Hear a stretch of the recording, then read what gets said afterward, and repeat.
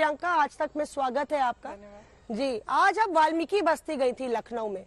वाल्मीकि बस्ती में आप गई, आपने झाड़ू लगाई और निशाना साधा योगी आदित्यनाथ पे। उन्होंने कहा कि यूपी की जनता आपको अपनी जगह दिखाएगी, आपको झाड़ू ही क्या मतलब आप वही डिजर्व करती हैं। हाँ, तो मैं इसलिए उधर गई क्योंकि ये मेरे प्रति एक निंदनीय बयान नहीं है।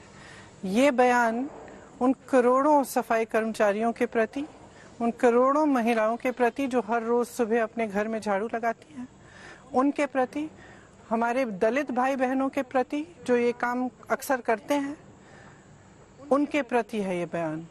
और अगर एक मुख्यमंत्री की ये मानसिकता है, जो एक जातिवादी मानसिकता है, जिसमें वो कह रहे हैं कि आपको इस लायक बनाया है कि आप झाड़ू मारें, इसका क्या मतलब है? तो मैं वहाँ इसलिए गई, वाल्मीकि मंदिर में मैंने झाड़ू इसलिए लगाया, ये दिखाने के लिए और उनको समझाने के लिए कि ये गलत मानसिकता है।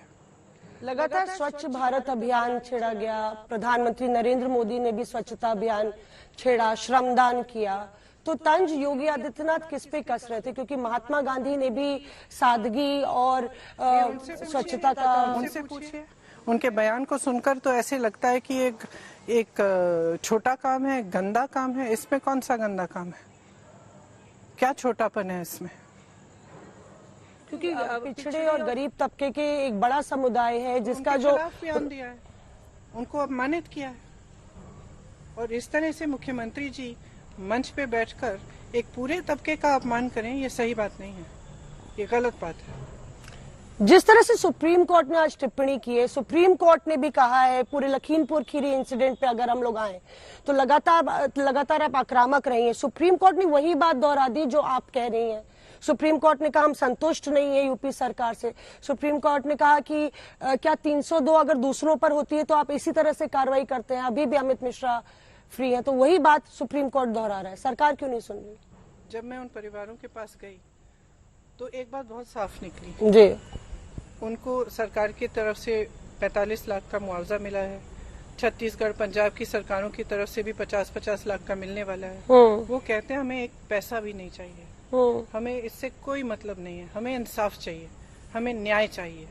अब आप मुझे देश और दुनिया में एक ऐसा मिसाल दिखा दीजिए जहां पे एक अपराधी को जिस पर कत्ल का इल्जाम लग रहा है, उसको पुलिस निमंत्रण देती है कि आप आकर हमसे बात करिए, एक समझ देती है कि आप आइए। एक ऐसा मिसाल आपने कभी भी इस देश में देखा है या किसी दूसरे देश में देखा हो? तो अगर अपराधी के पिता गृह राज्य मंत्री हैं तो हम कौन सी निष्पक्ष हम कार्रवाई हम एक्सपेक्ट कर सकते हैं? सुप्रीम कोर्ट भी यही कह रहा है कि सीबीआई में हम जांच नहीं दे सकते क्योंकि एक शख्सियत इसमें इन्वॉल्व है। आपने कहा था कि प्रधानमंत्री, क्योंकि उनकी कैबिनेट में वो मंत्री, उनकी नैतिक जिम्मेदारी बनती है उनको बर्खास्त करने को, फिर भी इंतजार हो रहा है। क्यों इतने इम्पोर्टेंट है अजय मिश्रा? मैं प्रधानमंत्री जी से पूछना चाहती हूँ, आप इस देश की जनता को क्या संदेश देना चाह रहे हैं? कैसा संदेश जा रहा है इस पूरे हादसे के बाद? जो आपकी सरकार, यहाँ की उत्तर प्रदेश की भाजपा सरकार, योगी आदित्यनाथ जी, आप यहाँ आए लखनऊ, आपने इस एक शब्द नहीं बोला इस पर। आपने इतना भी नहीं कहा कि अन्याय हुआ है इन लोगों के साथ, कि ये जो हुआ ये गलत हुआ, इतना भी नहीं कहा। अब आप क्या मैसेज दे रहे हैं? आपके गृह राज्य मंत्री जो पिता हैं इस अपराधी के, वे खुद बयान दे रहे हैं कि वो वहां नहीं था। जितने भी लोग वहां मौजूद थे वो कह रहे हैं कि हमने देखा, हम पहचानते हैं उस लड़के को, हम वहां थे। जो पत्रकार वहां पे कुचले गए हैं, उनका परिवार कह रहा है कि वो पहचानता है। सब कह रहे हैं, आप सुनने के लिए तैयार नहीं है। आप कह रहे हैं कि आप सिर्फ उनके पिताजी की बात सुनिए। आप बेसिकली इस देश को ये मैसेज देना चाह रहे हैं कि आप सत्ता में हैं, अमीर हैं या भाजपा के नेता हैं, तो देश में आपके लिए न्याय है।